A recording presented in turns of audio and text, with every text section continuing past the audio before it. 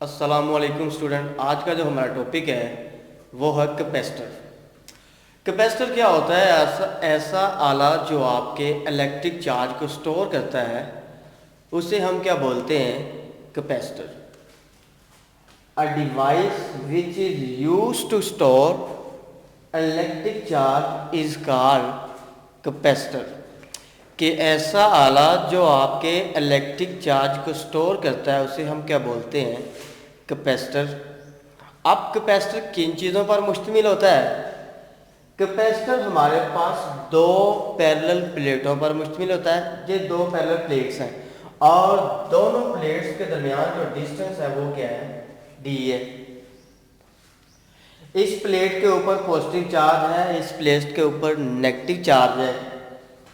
और हमने क्या किया हुआ है, इस कैपेसिटर को बैटरी के साथ क्या किया? जोड़ दिया। साथ हमने क्या किया? कोई स्विच एस लगा दिया। जैसे आप क्या करेंगे, इस स्विच को ऑन करेंगे तो आपका करंट चलेगा पॉजिटिव से नेगेटिव की तरफ। तो बैटरी क्या करेगी? ये जो यहाँ पे चार्ज होंगे, बैटरी क्या करेगी? उन चार्ज पार्टिकल के ऊपर फोर्स लगाएगी ताकि वो क्या करें? इस लो पोटेंशियल से क्या करें? हाई पोटेंशियल की तरफ मूव करें और वहां जाके बैटरी के अंदर क्या हो? स्टोर हो जाए। तो ऐसा आला जो आपके इलेक्ट्रिक चार्ज को स्टोर करता है उसे हम बोलते हैं कैपेसिटर। अब जितनी ज़्यादा मेरे पास यहाँ पे वोल्टेज होंगे, मेरे पास चार्ज भी क्या होगा? यहाँ उतना ही ज़्यादा स्टोर होगा। इसका मतलब अगर वोल्टेज ज़्यादा है तो चार्ज क्या होगा? ज़्यादा होगा। या चार्ज ज़्यादा है तो वोल्टेज भी, इसका मतलब क्या है? ज़्यादा होंगे तो चार्ज ज़्यादा है। इसलिए हम लिख सकते हैं कि charge is directly proportional to V या V directly proportional to Q। क्योंकि मैंने बताया कि अगर आपके पास वोल्टेज पोटेंशियल डिफरेंस बढ़ जाते हैं तो लिहाजा हमारे पास चार्ज की मिकदार भी क्या होगी? बढ़ जाएगी। तो आप इसको चेंज भी करके लिख सकते हैं, Q is directly proportional to V। मजीद अगर आप इसे सोल्व करें तो जब भी आप प्रोपोर्शनैलिटी ख़त्म करते हैं तो कोई ना कोई हमारे पास क्या आ जाता है? कांस्टेंट आ जाता है। और कैपेसिटर के टॉपिक में जो हमारे पास कांस्टेंट आएगा उसे हम बोलते हैं कैपेसिटेंस। C हमारे पास क्या है? कैपेसिटेंस है पैरेलल प्लेट कैपेसिटर के दरमियान। अब हम अगर हमने C निकालना है, ये V मल्टीप्लाई है, इधर आके क्या होगा?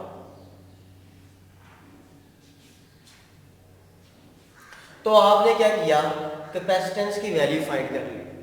मजीद अगर आपने इसके यूनिट फाइंड करने हैं, अगर आप इसके यूनिट फाइंड करना चाहते हैं तो चार्ज के यूनिट होते हैं कूलम और पोटेंशियल डिफरेंस के वोल्ट। तो कूलम पर वोल्ट हमारे पास क्या होंगे? कूलम पर वोल्ट मेरे पास क्या होंगे? इस कैपेसिटेंस के क्या आ जाएंगे? यूनिट्स निकल आएंगे। अब हमारे पास जो किसी भी कैपेसिटर की जो कैपेसिटेंस है वो डिपेंड किन चीज़ों पे करती है? Area of the plate and separation distance between the plate. कि इस कैपेसिटर का जो एरिया है वो कितना है और साथ में दोनों प्लेटों के दरमियान जो डिस्टेंस है वो कितना होगा। और दूसरी बात ये मीडियम बिटवीन द प्लेट, कि आपने कैपेसिटर के जो दरमियान में जो खाली जगह है ये वाली, यहाँ पे आपने कौन सा मीडियम यूज़ किया हुआ है? देखें, एक तो आपका एयर भी आपका मीडियम है और दूसरा आप कोई और डाइलेक्ट्रिक भी यूज़ कर सकते हैं। तो हमारे पास जो कैपेसिटेंस है वो इन दो चीज़ों पे डिपेंड करती है। आपके एमसीक्यूज़ है, एरिया ऑफ द प्लेट और दोनों के दरमियान जो डिस्टेंस है प्लेट्स में वो, और साथ हमारे पास क्या है? जो कोई भी आप मीडियम यहाँ रखेंगे उस पर डिपेंड करेगा और उसे हम बोलते हैं डाई इलेक्ट्रिक। तो हमारे पास कैपेसिटेंस क्या होती है? कहते हैं चार्ज की वो मिकदार जो क्या करे आ कैपेसिटर की प्लेट्स के दरमियान 1 वोल्ट का जो पोटेंशियल डिफरेंस है वो प्रोड्यूस करते हैं, उसे हम क्या बोलते हैं? Capacitance. The amount of charge और which produce the potential difference of one plate of 1 volt between the plates, कि जो आपके पास कैपेसिटर है उसकी प्लेट्स के दरमियान 1 वोल्ट का डिफरेंस अगर प्रोड्यूस होता है उसे हम कब बोलते हैं, कैपेसिटेंस, और उसको कैपिटल सी से डिनोट किया जाता है। और अगर आपने कैपेसिटेंस के यूनिट्स फाइंड करने हैं तो कैपेसिटेंस के यूनिट होते हैं फैरेड। इसको हम कैसे फाइंड करेंगे, चार्ज के होते हैं कूलम और पोटेंशियल डिफरेंस के वोल्ट, तो कूलम पर वोल्ट हमारे पास क्या होता है, फैरेड होता है।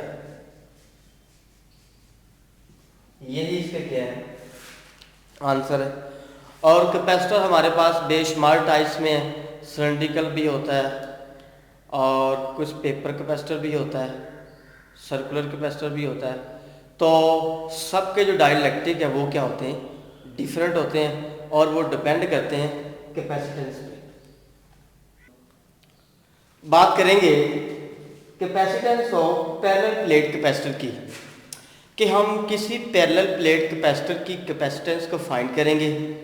उसके लिए हमारे पास कैपेसिटर है जिसकी 2 प्लेट्स हैं, प्लेट 1 के ऊपर पॉजिटिव चार्ज है, क्यू पॉजिटिव कह सकते हैं आप, और सेकंड प्लेट पे नेगेटिव चार्ज है या क्यू नेगेटिव है।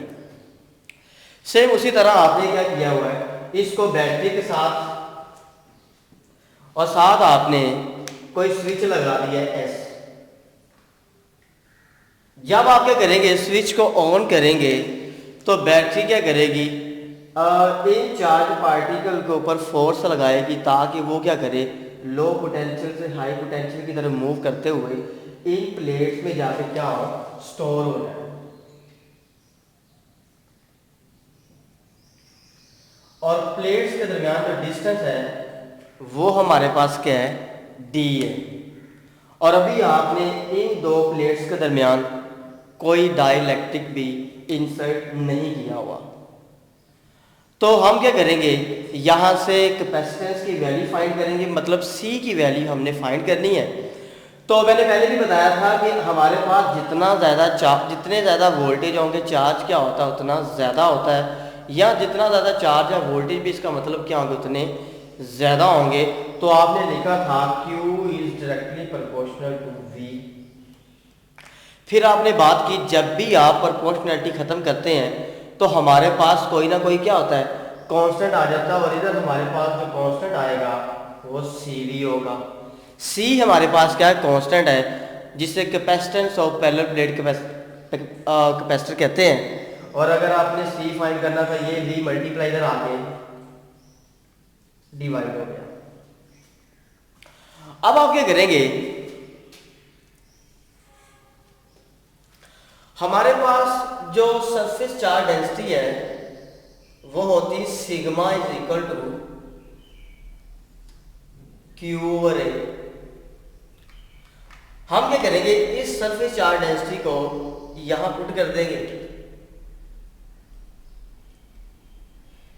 क्यू की वैल्यू फाइंड करनी, यहां से ये ए डिवाइड कर आप क्या होगा, मल्टीप्लाई होगा।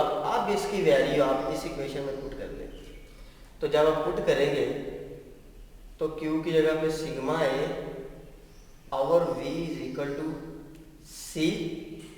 अब क्या होगा कि हमारे पास जो इलेक्ट्रिक फील्ड इंटेंसिटी का फार्मूला होता है वो होता है E is equal to V over D। इसे आप यूं भी लिख सकते हैं। तो ऐसा करें, अगर आपने V की वैल्यू फाइंड करनी है, D डिवाइडर आके मल्टीप्लाई होगा। अब आप क्या करें, इस V की वैल्यू यहां पुट कर दें,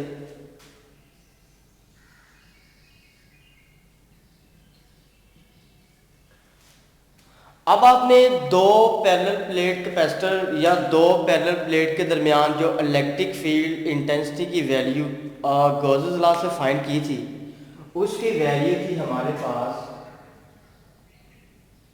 सिग्मा और एप्सिलॉन नॉट। इसकी वैल्यू आप यहां पुट कर देंगे। जब आप वैल्यू पुट करेंगे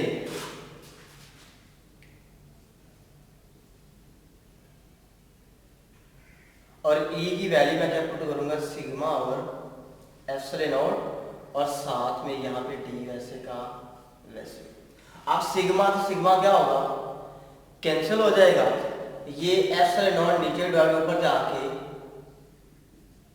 मल्टीप्लाई हो जाएगा।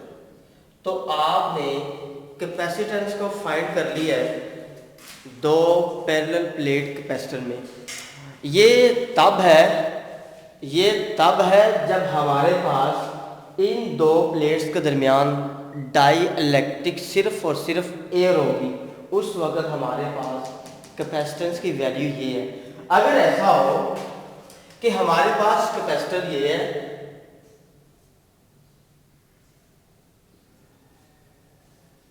इसकी दो प्लेट्स के दरमियान मेरे पास कोई मीडियम मौजूद हो, आप कोई पेपर भी रख सकते हैं, गत्ता भी रख सकते हैं, किसी भी चीज को रख सकते हैं। तो उस डाइलेक्ट्रिक के लिहाज से जब आप कैपेसिटेंस की वैल्यू लिखेंगे तो मेरे पास इसे कहते हैं इक्वेशन नंबर 1 फिलहाल।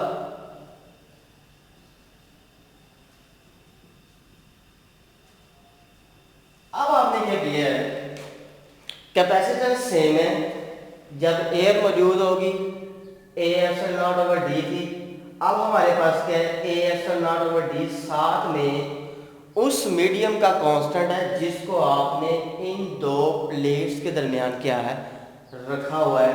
तो आपने क्या किया, कैपेसिटेंस की वैल्यू फाइंड कर ली।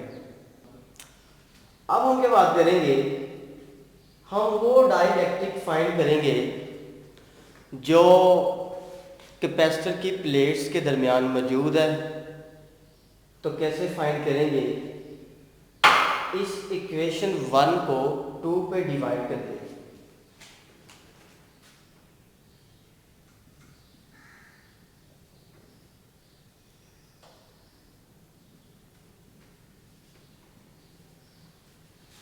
तो 2 वाली को मैं ऊपर रखूंगा,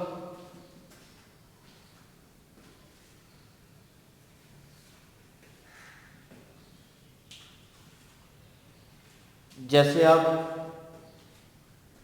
डी ये ए एप्सिलॉन नॉट से कट जाएगा, ये डी क्या होगा डी से कट जाएगा। तो हमारे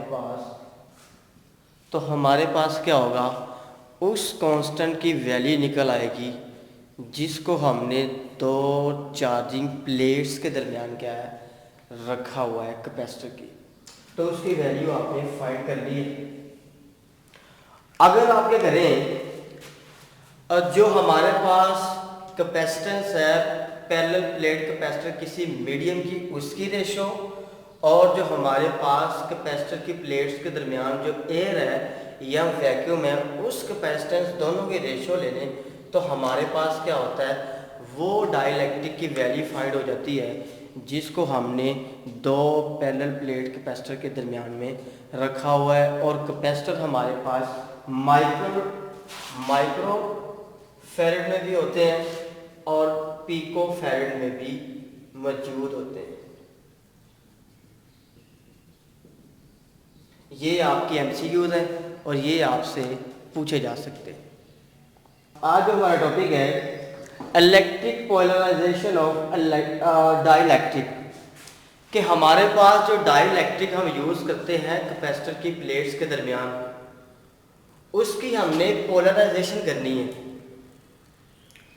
तो मेरे पास क्या है, when a dielectric material is placed in an electric field, जब आप क्या करेंगे, ये सारे के सारे डाइलेक्ट्रिक मीडियम्स को कहाँ प्लेस करना आपने, किसी दो चार्जिंग प्लेट्स के दरमियान में रखना है। एक पे पॉजिटिव चार्ज है, दूसरे पे क्या नेगेटिव है। Negative and positive charges of dielectric are slightly displaced, this phenomena is called polarization. जब आप क्या करेंगे, इन सारे के सारे डाइलेक्ट्रिक को आप किसी कैपेसिटर की प्लेट्स के दरमियान रखेंगे, तो जैसे आप रखेंगे जो पॉजिटिव है वो नेगेटिव की तरफ चले जाएंगे, जो नेगेटिव है वो पॉजिटिव की तरफ चले जाएंगे। मतलब कि जो सेम चार्ज है वो एक दूसरे को रिपेल करके जो अपोजिट है वो अट्रैक्ट कर लेंगे। तो हमारे पास ये सारे के सारे क्या हो जाएंगे, अलाइन हो जाएंगे। इसे हम बोलते हैं, हमने इसकी क्या कर ली है, पोलराइजेशन कर ली। अगर आप देखें इसमें हमारे पास चार्जेस की कोई तरतीब नहीं है, ना ही हमने यहाँ पे क्या किया हुआ है, कोई इलेक्ट्रिक फील्ड दिया हुआ है। ये जस्ट प्लेट्स पड़ी हुई है, ना किसी पे कोई पॉजिटिव चार्ज है, ना किसी पे क्या नेगेटिव चार्ज है। इधर मैंने क्या किया है, इधर मैंने इलेक्ट्रिक फील्ड अप्लाई कर दी है, इधर पॉजिटिव है, इधर क्या है, नेगेटिव है।